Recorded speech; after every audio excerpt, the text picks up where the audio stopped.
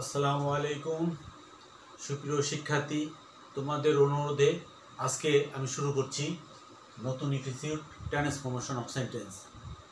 Learners and viewers, before that someone asked me to introduce transformation sentence and simple complex compound.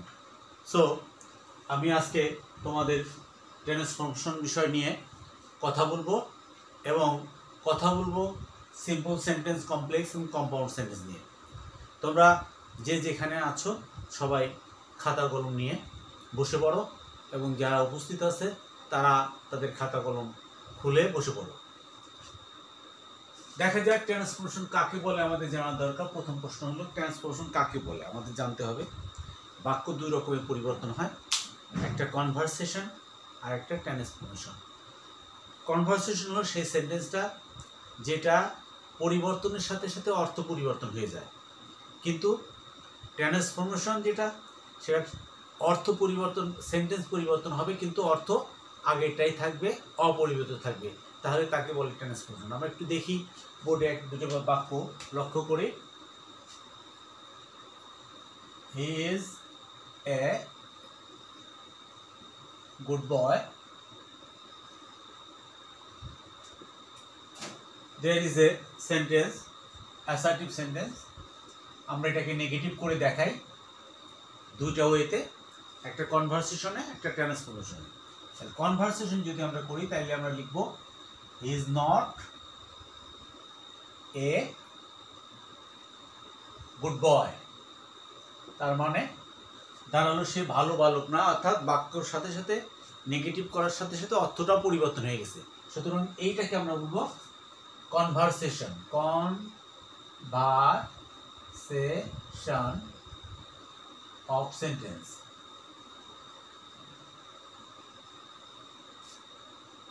যদি এটাকে আমরা transformation করি তাহলে কি দাঁড়ায়?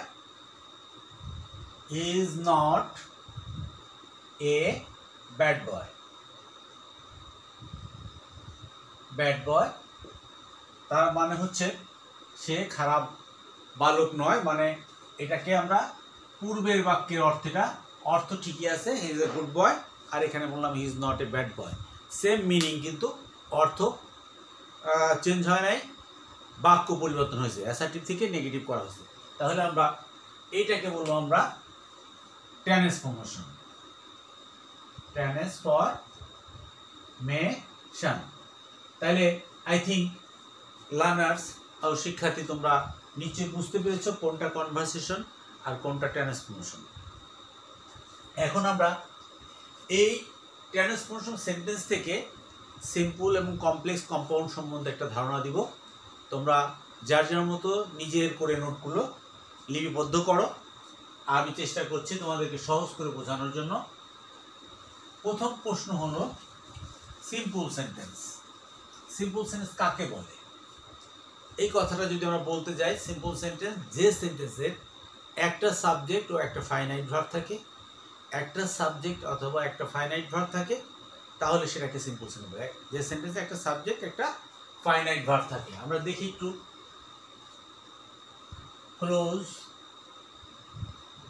Closing the door, I went back to work. I think তোমরা বুঝতে পেরেছো এখানে কয়টা সাবজেক্ট কয়টা ভার্ব আছে। আমরা একটু লক্ষ্য করি, এখানে একটা আই, একটা সাবজেক্ট আছে, আর একটা ফাইনাইট ভার্ব আছে ওয়ার্ক। আর এই যে তার আগের অংশ আছে closing the door, participle phrase আছে, ভার্বেল হিসেবে আছে পার্টিসিপল ফ্রেজ। তাহলে আমরা দেখলাম যে সেন্টেন্সে একটা সাবজেক্টে একটা ফাইনাইট ভার্ব থাকে, তা আমরা নির্বিশেষে কোনো চিন্তা না করেই বলতে পারবো এটা একটা সিম্পল সেন্টেন্স। তাহলে এটা সিম্পল সেন্টেন্স আছে। এখন যদি এই সেন্টেন্সটাকে আমরা কমপ্লেক্সে যেতে চাই তাহলে আমাদের দরকার হবে দুটো সাবজেক্ট দুটো ভার্ব। প্রথমত দুটো সাবজেক্ট দুটো ভার্ব দরকার হবে এবং সাথে একটা কমপ্লেক্স করলে সাবঅর্ডিনেট কনজাংশন দরকার হবে। সাবঅর্ডিনেট কনজাংশন দরকার হবে। তাহলে সিম্পল থেকে কমপ্লেক্স করতে হলে প্রথমে দুটো সাবজেক্ট দুটো ভার্ব ব্যালেন্স করতে হবে, তারপরে সাবঅর্ডিনেট কনজাংশন দিয়ে ওটাকে সাবঅর্ডিনেট ক্লোজ তৈরি করব। তাহলে একটা প্রিন্সিপাল ক্লোজের সাথে একটা সাবঅর্ডিনেট ক্লোজ থাকলে সেটাকে আমরা কমপ্লেক্স বাক্য বলব। তাহলে আমরা একটু দেখি, তারপরে আমরা এই বর্ণনাতে যাব। এই বাক্যটাকে যদি আমরা কনভার্ট করে কমপ্লেক্সে নিয়ে যাই, তাহলে আমাদের লিখতে হবে close the door, I went back to work. Look at this, there is no subject. কেন সাবজেক্ট নাই? আমরা জানি যে দুটো সাবজেক্ট একই থাকলে, এখানে একটা সাবজেক্ট ছিল, এখন আমাদের সেই সাবজেক্টটা নিতে হবে, দুটো সাবজেক্ট নিতে হবে। তার মানে কি, I closed the door, I went back to work, দুটো কাজ করলাম, দুটো ক্লোজ বানাইলাম, দুটো সাবজেক্ট দুটো ভার্ব বানাই নিলাম। এখন আমাদের প্রসঙ্গ হলো আমরা এটাকে কমপ্লেক্স করব, তাহলে একটাকে সাবঅর্ডিনেট করতে হবে।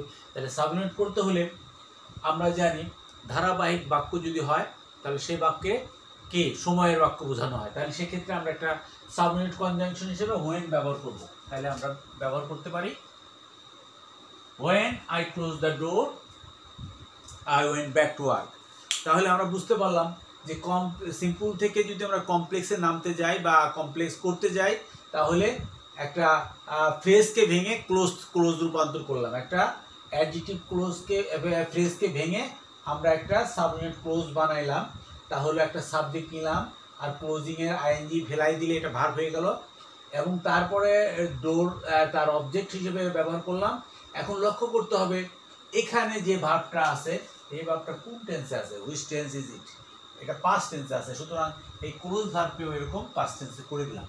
তাহলে দেখা গেল যে সাবঅর্ডিনেট ক্লোজ, এখান থেকে আমরা একটু তথ্য জানতে পারি। সাবঅর্ডিনেট ক্লোজ যদি পাস্ট টেন্স হয়, প্রিন্সিপাল ক্লোজও পাস্ট টেন্স হবে। সুতরাং আমরা টেন্স মিলাইতে হবে, প্রথমে সাবজেক্ট নিব, তারপরে দুটো ভার্ব তৈরি করব, সেই ভার্ব থেকে আবার টেন্স মিলাবো, মিলানোর পরে দেখতে হবে যেটা কী ধরনের বাক্য, সময়ের বাক্য কিনা না কারণের বাক্য। যদি সময়ের বাক্য হয় তাহলে when দিয়ে আমরা সাবঅর্ডিনেট ক্লোজ বানাবো। তাহলে দেখা গেল এই একটা subordinate clause, SUBORDINAT, subordinate CLAUSE clause, subordinate clause CLAUSE clause. আর এইটা another sentence is principal clause, PRINCIPAL, principal clause. তাহলে প্রথমটা সাবঅর্ডিনেট ক্লোজ আর দ্বিতীয়টা প্রিন্সিপাল ক্লোজ। আর আমরা সংজ্ঞাতে বলছি যে কমপ্লেক্স সেন্টেন্স কাকে বলে, যে সেন্টেন্সে একটা প্রিন্সিপাল ক্লোজের সাথে এক বা একাধিক সাবঅর্ডিনেট ক্লোজ থাকে, একটা প্রিন্সিপাল ক্লোজের সাথে এক বা একাধিক সাবঅর্ডিনেট ক্লোজ থাকে, সেটাকেই আমরা কি বলবো, কমপ্লেক্স সেন্টেন্স। তাহলে আমরা সিম্পল থেকে কমপ্লেক্স করতে পারলাম। এখন যদি এটাকে কনভার্ট করতে চাই, have to convert it in a compound sentence, তাহলে সেক্ষেত্রে আমরা একটা ছোট্ট একটা কাজ করতে হবে, সাবঅর্ডিনেট ক্লোজটা কনজাংশনটাকে ফেলে দিয়ে একটা কোঅর্ডিনেটিং কনজাংশন ব্যবহার করতে হবে। সময়ের বাক্যে কোঅর্ডিনেটিং কনজাংশন অ্যান্ড ব্যবহার হবে। সুতরাং আমরা এখানে কম্পাউন্ড করলে, এটাকে যখন আমরা কম্পাউন্ডে নামাবো, এখান থেকে কমপ্লেক্স থেকে সিম্পল থেকে কমপ্লেক্স থেকে কম্পাউন্ডে নামাই নিয়ে আসবো, তখন আমরা লিখবো I close the door,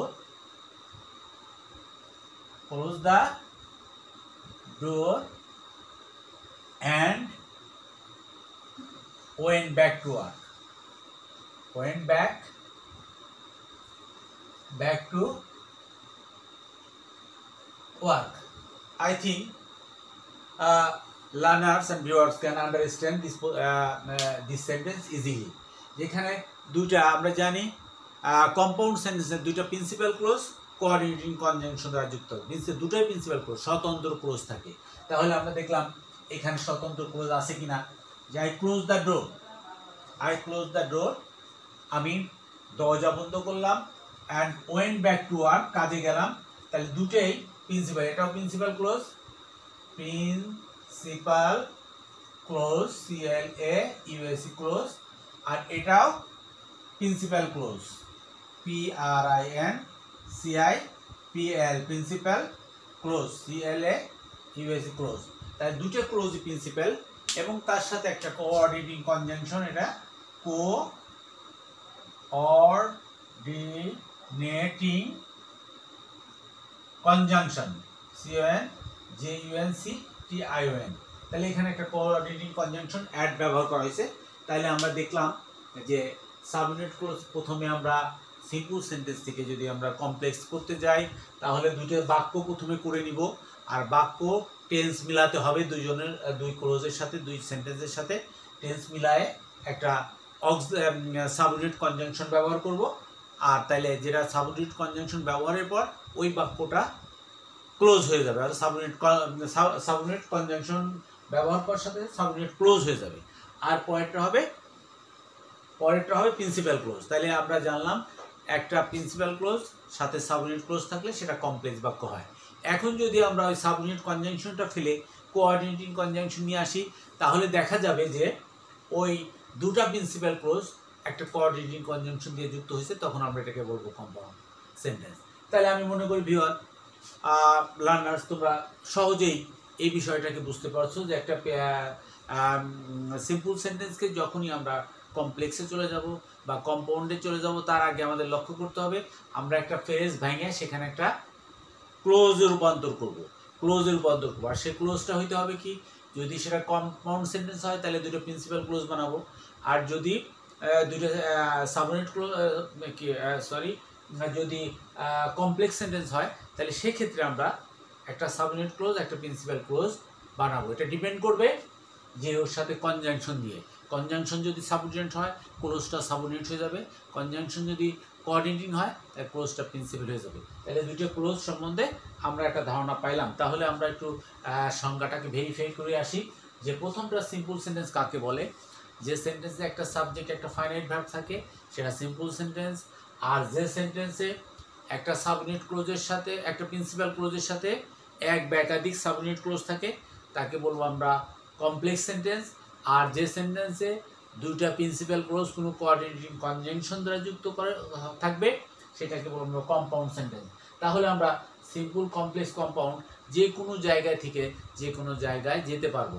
তবে তার আগে আমি একটা চার্ট তোমাদেরকে ফলো করার জন্য দিব, সবাই খাতায় লিখে রাখবে যাতে করে এই চার্টকে ফলো করলে তোমরা যে কোনো ধরনের সিম্পল, কমপ্লেক্স, কম্পাউন্ডকে কনভার্ট করতে হবে। Learners, at first you have to learn three kinds of sentences and a simple sentence, complex sentence and compound sentence.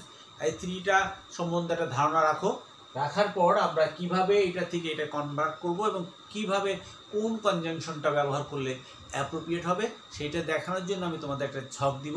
এই ছকটা মনে রাখবে এবং খাতায় লিখে রাখবে, এবং যেখানে তোমরা স্টাডি করো সব সময় এই সেন্টেন্স চেঞ্জ করার সময় ওই স্টাডি টেবিলের সামনে ওই চার্টটা থাকলে তোমরা সহজেই পরিবর্তন করতে পারবে। এভাবে যদি প্র্যাকটিস করতে থাকো তাহলে দেখবে যে এক সময় ইংরেজি তোমাদের কাছে কোনো জটিল বিষয় মনে হবে না এবং সহজেই করতে পারবা। সুতরাং আমরা চলে যাই যে কিভাবে আসলে চার্ট থেকে আমরা বিভিন্ন ক্লোজে যেতে পারি, করতে পারি। আমরা একটু লক্ষ্য করি।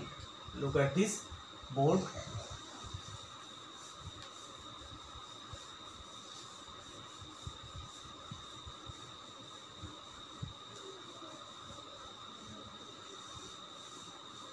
At first I have to make a chart here.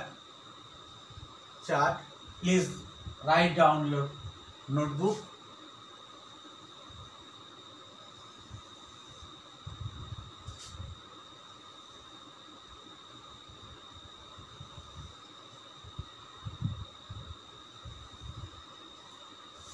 আমরা ফার্স্ট লিখলাম কম্পাউন্ড সেন্টেন্স, POUND কম্পাউন্ড, আর এখানে আমরা লিখব কমপ্লেক্স, প্লেক্স, আর এখানে লিখব সিম্পল, SIMPLE সিম্পল সেন্টেন্স। এখন লক্ষ্য করো যে আমরা কি কনজাংশন ব্যবহার করলে, কোঅর্ডিনেটিং ব্যবহার করলে কমপ্লেক্স সেন্টেন্সে কি কনজাংশন ব্যবহার হবে এটাই আমরা একটু লক্ষ্য করি।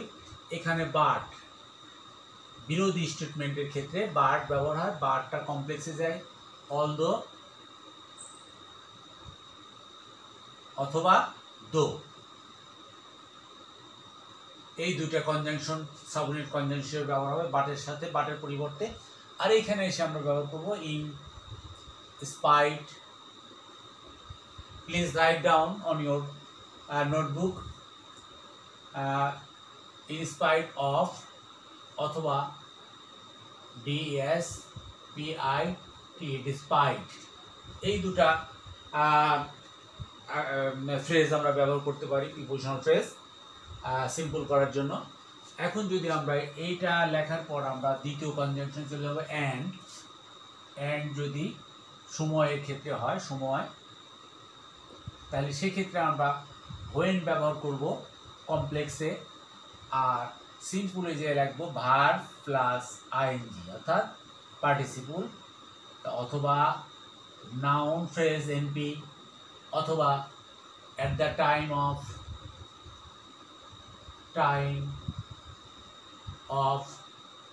অথবা at the age of অথবা এটসেট্রা ETC এটা আমরা ব্যবহার করব সময়ের ক্ষেত্রে। এখন আমরা নেক্সট দেখব এন যদি কারণের ক্ষেত্রে হয়, কারণের ক্ষেত্রে হয় আমরা এখানে সাবঅর্ডিনেট কনজাংশন নিব অ্যাজ, বিকজ, একটা as, because, since, SINC since. আর আমরা এখানে আমরা নিব প্রিপোজিশন নিয়ে, প্রিপোজিশনাল ফ্রেজ নিব, প্রিপোজিশন নিব ফর নিব on account ACCOUNT account of, অথবা because of BCAUSE because of, on account of, because of. এটা কারণের ক্ষেত্রে আমরা এটা ব্যবহার করব। যদি উদ্দেশ্য এন্ড দ্বারা উদ্দেশ্য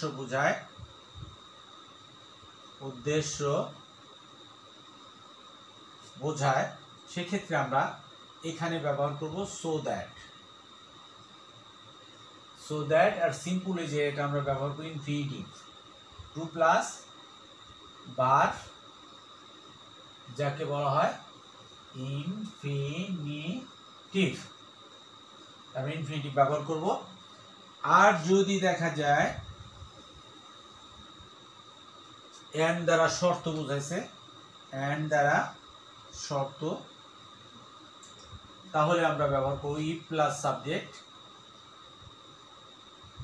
subject plus negative subject plus verb, E plus subject plus verb. আর এখানে আমরা ব্যবহার করব simply by plus gerund, GRUND, by gerund ব্যবহার করব। এখন আমরা একটু লিখতে পারি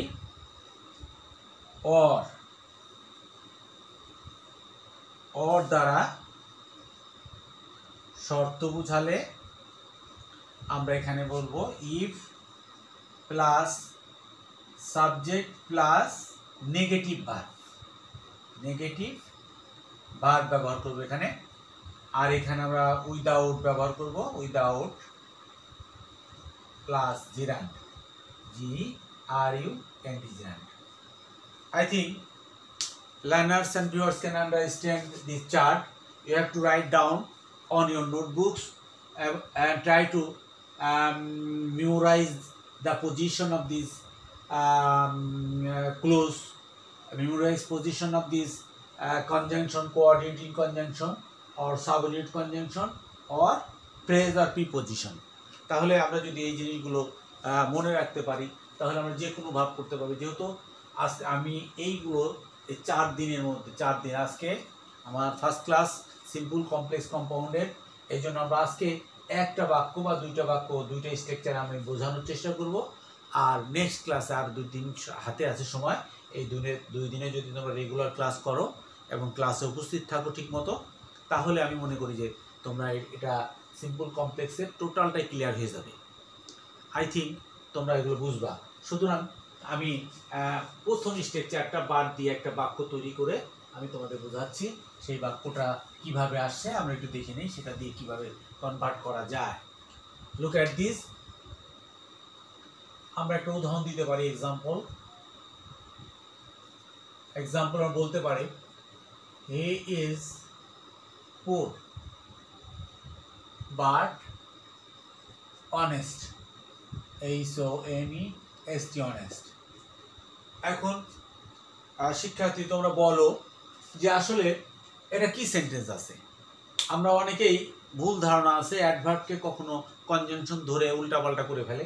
আমরা এখানে কনজাংশন হিসেবে বাট ব্যবহার করছি, তার মানে কি এই পাশে একটা সেন্টেন্স আছে, এই পাশেও একটা সেন্টেন্স আছে। এখন প্রশ্ন থাকতে পারে যে বা পোর একটা অ্যাডজেক্টিভ আর অনেস্ট অ্যাডজেক্টিভ, এটাকে বাট দিয়ে যোগ করছে, দুইটা অ্যাডজেক্টিভকে যোগ করছে। আসলে না, আমরা বলছি যদি কোনো কনজাংশন কোঅর্ডিনেটিং কনজাংশন হয় তাহলে তার আগে যতটুকু আছে পরেও ততটুকু যদি একই থাকে তাহলে সেটাকে সাইলেন্ট রাখা যায়। এখানে একটা বিষয় আছে, হি ইজ ছিল, এই হিজটা আমরা লিখি নাই কেন, যে একটা কোঅর্ডিনেটিং কনজাংশন, এই জন্য লেখার প্রয়োজন নাই, কমন রাখা।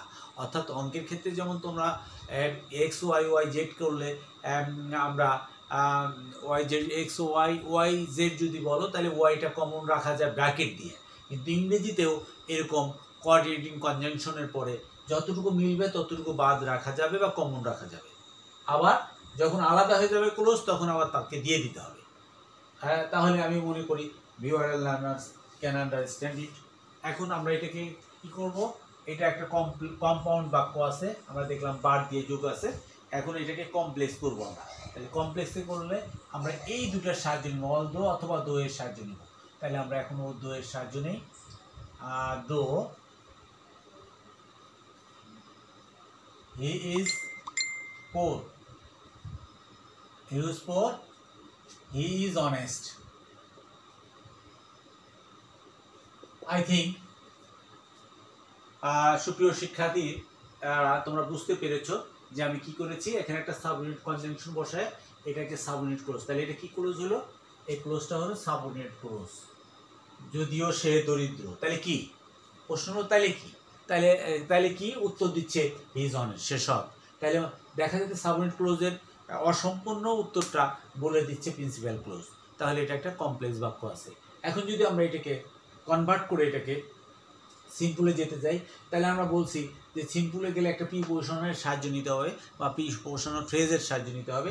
তাহলে আমরা একটা সাহায্য নিই, তাহলে আমরা এখানে লিখতে পারি, আমরা এইটুকু মুছে দিই আমরা লিখতে পারি ইনস্পাইড দিয়ে লিখবো আমরা। তাহলে এখানে আমরা লিখতে পারি ইনস্পাইড অফ।